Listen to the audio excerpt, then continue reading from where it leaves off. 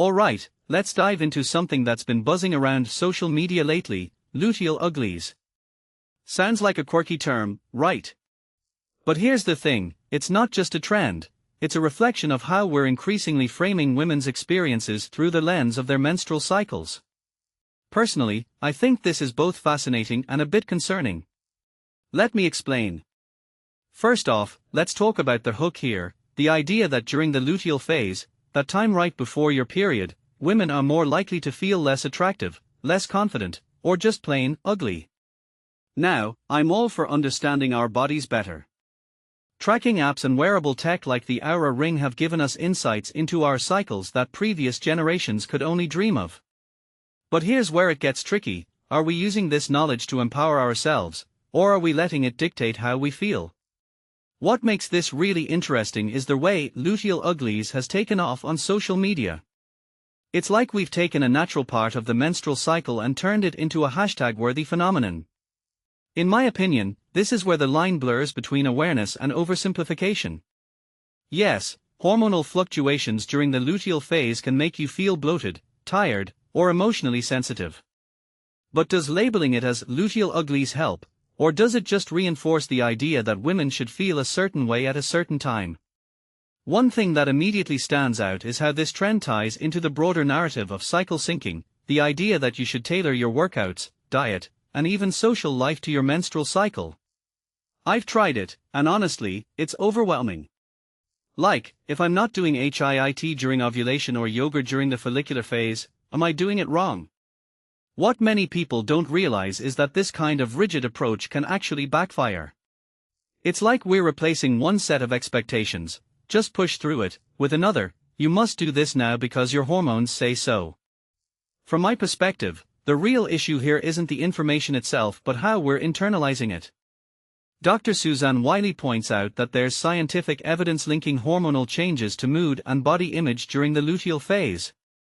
That's valid. But here's the kicker: just because something is scientifically backed doesn't mean it should become a self-fulfilling prophecy. If you're constantly told you'll feel ugly during this phase, guess what? You might start feeling that way, even if your physical appearance hasn't changed. This raises a deeper question: are we using cycle awareness to liberate ourselves, or are we just swapping one set of constraints for another? I mean, historically, women's health has been misunderstood and under-researched.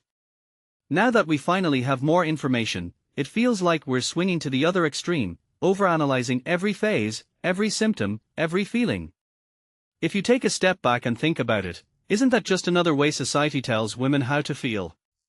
A detail I find fascinating is how this trend intersects with exercise.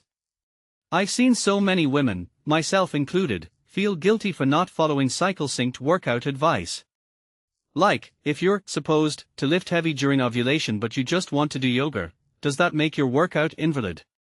Hannah Alderson, a hormone specialist, puts it perfectly: listen to your body. If it makes you feel good, do it. Period. Pun intended. What this really suggests is that while understanding our cycles is valuable, we need to be careful about how we apply that knowledge. Labeling natural experiences like luteal uglies can be validating for some, but for others, it might just add another layer of pressure. Personally, I think the key is balance. Track your cycle if it helps you, but don't let it become a rulebook for how you should feel or act. So, where does this leave us? In my opinion, the best way to navigate this is with a healthy dose of skepticism and self-compassion. If you're feeling less confident during your luteal phase, acknowledge it, but don't assume it's because you're supposed to. Prioritize sleep, eat well, move your body in ways that feel good, not because your cycle says so, but because you deserve to feel good. And remember, these feelings are temporary. They are part of being human, not a flaw. Closing thought: trends like luteal uglies are a double-edged sword. They normalize conversations about women's health, which is amazing. But they also risk turning natural experiences into something we need to fix or manage.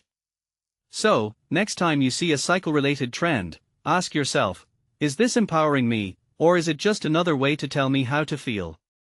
Because at the end of the day, your body and your feelings are yours to define.